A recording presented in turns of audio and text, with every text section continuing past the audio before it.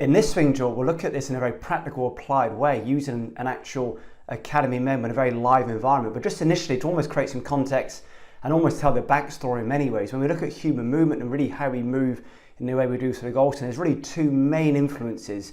One anatomically, and also one in the idea of dynamic systems. And that dynamic system in the interaction between the human, the environment, and the task, or the tool as it would be in this case. So more anatomically, certainly in most or many established, very accomplished players, that lead hip can be connected with their kind of movement GPS. So we're looking at very, very advanced players. Often when they move through space, especially in transition, and as they move into downswing, as they approach impact, they are very movement aware, very kind of that proprioception, that spatial reasoning of where that lead hip is in the space. So certainly when you look at very, very accomplished players, they're normally very aware where that lead hip is. So in some ways, the lead hip, that left hip as it would be for right-handed players, is almost that kind of movement GPS, but more within that kind of movement-based system. However, within the world of dynamic systems, that almost that ecological organization, how we organize movement based on the interaction of the human, the task, and the environment. And the fourth add-on there being the tool, which we'll come on to shortly. In many ways, the person's awareness are really two parts of the club, the tool. The club face awareness, so in essence how that club face is orientated, very crudely speaking, as it closes, open.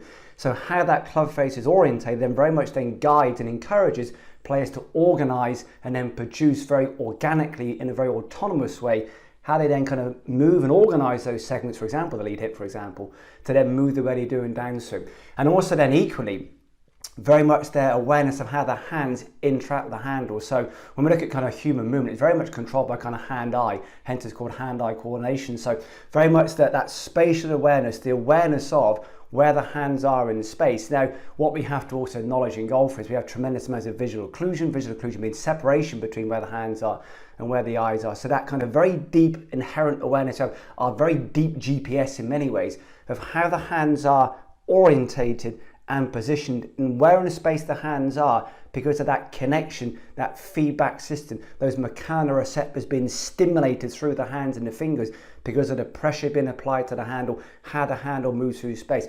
Hugely then influences how those other segments, lower limb, the foot and ankle, ground reaction force, the pelvis, the spine, the neck, the hands and arms, how they then move through space is then very much connected by the awareness of where those hands are, how that club face is orientated, how the hands are positioned, how much pressure they feel very much through those fingers, for example.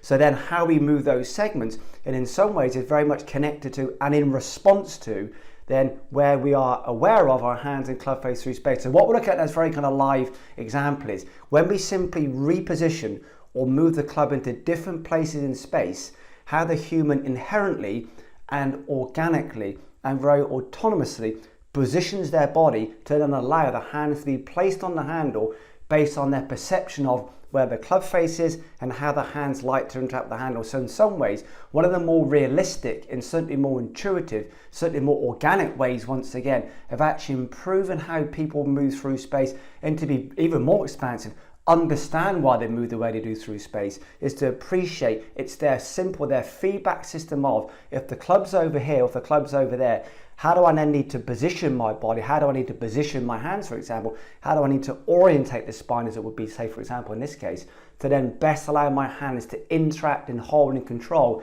and influence then how that club moves through space. So in some ways, to really explore practically, and in this case, very pragmatically, how we can look to improve how players, say, for example, move their pelvis, use their hands and wrists, position their spine, for example.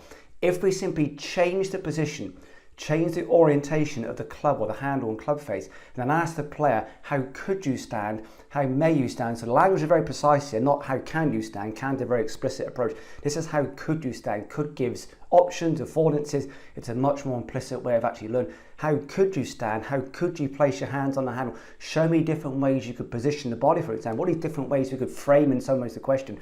What ways could you position your body? What ways could you place the hands on the handle to then best allow yourself to move to deliver the club this way? So as we kind of walk through this kind of live example now, you can see ways of very much changing and improving and influencing how we hold, how we stand, how we move, simply by changing the position of the club through space, then asking the human to almost walk in very intuitively, position themselves, place their hands on the handle to then best interact with the club. In some ways then, that's how movement emerges. That's how we kind of develop movement through our goal swing, but in a very, very intuitive way. So let's actually explore this now very practically and use some good examples of backswing, transition down, for example, and how simply our awareness of where the club is in space is still one of the biggest influences on why we move the way we do. So to add on to that part of the tutorial now, in a very kind of playful, I actually have Richard Glenn here. So Richard is an advancement in the academy. So Richard actually doesn't know what's going to happen. This is a very authentic, almost kind of live kind of first take in some ways. To really understand and how that club moves through space, in many ways is responsible for and controls and how segmentally the player organises and positions and orientates those various segments. So in this case, Rich, just kind of take your start position for me. And if I now almost place the club in this position, how could you adapt, in essence, then to place the hands on the handle and then position the body to best allow that to happen? And then equally so, just kind of let go for me now. If we just kind of step away, if I now kind of put the club in this position now with a kind of shaft almost leaning backwards in that very informal way, how would you almost organise the body to then best place the hands on the handle? Different? Yeah. In what way, Rich? Hip location very different. Obviously feeling my tilts in a very different way. Spine bending away from target this time. Good, great, Rich. So in this case, just kind of turn and face me. So making it kind of more about backswing now, almost kind of using, if the club's in different positions, if the club faces in different orientations, how humans almost inherently adapt how they move to kind of best interact with the kind of club as it moves through space. So in this case, Rich, if I kind of put the club crudely kind of a long way behind you and quite, let's call it upright and steep just to keep it easy today, how would you kind of reach and hold the club now to kind of best let, in many ways, the kind of hands interact with the handle? And just relax for me once again now, Rich. If I kind of now put the club in this position, on this one, Rich, you kind of look where the club face is now oriented. It's in a much more kind of playful, kind of closed position. How do you now adapt the wrist, adapt the pelvis, adapt the spine to then kind of almost place the hands on the handle? So in this particular case here, Rich, is that one different very much to that last one? Yeah, very much so. In what way? This has gone to a lot more left wrist flexion.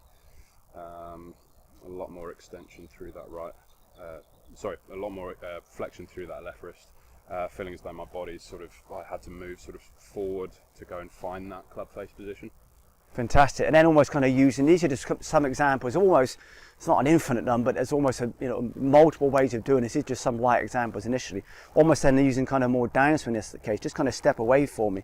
If I kind of put the club here in downswing, how could you walk in and position that body once again and hold the hands to best let that club move into that impact position? And again, they almost inherently kind of organise themselves and position themselves to kind of interact with the club in that position. So again, Rich, just kind of reference what that means to you. Just kind of let go for me now. But if I now adjust the club over here, again, walk in, how would you position yourself now? Is very evident on camera. Then players then organise and sort of almost position themselves very differently. They rotate, they orientate differently. They even put their hands in a very, very different position to very much kind of work alongside and accommodate where that club is in space. So again, how is this one very much different to, Rich, that previous one? This second one feels as though I'm kind of standing up and away from it, feeling as though I'm kind of leaning away from target, less kind of covering of the ball as the first one. Fantastic, thanks Rich. So certainly it's a very playful way of exploring it. How can we improve how we move through space? Often much of what we do from the human interaction, really our involvement in movement, is simply how we respond to and how we interact with how that club moves in space. In some ways, to really improve how we move, when we start to explore where the club is in space, can then very much connect back to and how we adapt the way we move. So just play with this, start to position the club differently, walk in. Very much the language now, how could we stand? How does it allow you to stand? How may you place your hands on the handle? Start to explore different club face orientations, different shaft pitches in some ways, different handle positions, different locations, and then have that player walk in, position themselves, hold themselves, and then start to explore their awareness of what it means to them to then hold and move that way when the club is simply moving through different places through space.